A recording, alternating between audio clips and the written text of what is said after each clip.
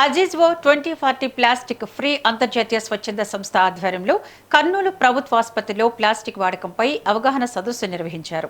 ఈ సదస్సుకు డీఎస్పీ మహబూబ్ బాషా, డాక్టర్ల కిరణ్, సృజన, సావిత్రిబాయి పాల్గొన్నారు. ప్లాస్టిక్ వాడకాన్ని మన ఇంటి నుంచే మొదటి నుంచి తగ్గించుకోవాలని డీఎస్పీ మహబూబ్ బాషా సూచించారు. ప్లాస్టిక్ చౌకగా సౌకర్యవంతంగా ఉన్నప్పటికీ దాని వ్యర్థాలు విపరీతంగా పెరిగి పర్యావరణాన్ని ప్రమాదంలో పడేస్తుందన్నారు.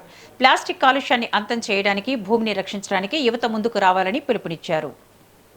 అజీజ్వో ప్లాస్టిక్ ఫ్రీ ఇండియా 2040 తరఫున ఇక్కడ గవర్నమెంట్ హాస్పిటల్లో అవేర్నెస్ ప్రోగ్రామ్ అనేది చేయడం జరిగింది. ఇక్కడ గవర్నమెంట్ హాస్పిటల్ మేనేజ్మెంట్ వాళ్ళు అలాగే చాలా సహకరించి ప్రోగ్రామ్ చేయడానికి అనుమతించారు.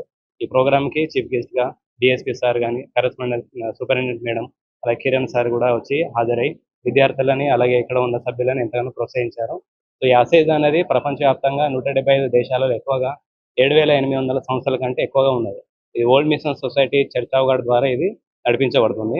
తద్వారా మనం 2040 ప్లాస్టిక్ ఫ్రీ అనే నిదానంతో ఇప్పుడు వెళ్తుంది.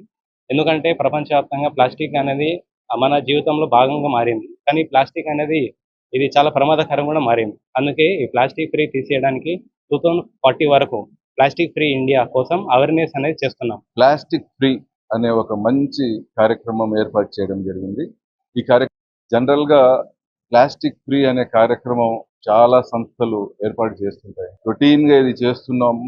అయినా మన 150 కోట్ల జనాభా ఉండే దేశంలో కొద్దిగా కష్టమే మంచి సక్సెస్ రేట్ తీసుకురావాలంటే. అయినా ఒకప్పుడుకి పోల్చుకుంటే ఇప్పుడు చాలా మందిలో అవేర్నెస్ బాగా వస్తూ ఉంది. మనం ఇలాంటి కార్యక్రమాల్లో పాల్గొని నలుగురికి స్ఫూర్తినిచ్చే, నలుగురికి కనివిప్పు కలిగే సూచనలు ఇస్తూ ముందు మన దేశంలో అట్టడుగు స్థాయి గ్రామాల వరకు కూడా ఈ ప్లాస్టిక్ వలన నష్టం ఏంటి అనేది వివరంగా చెప్తూ పోతే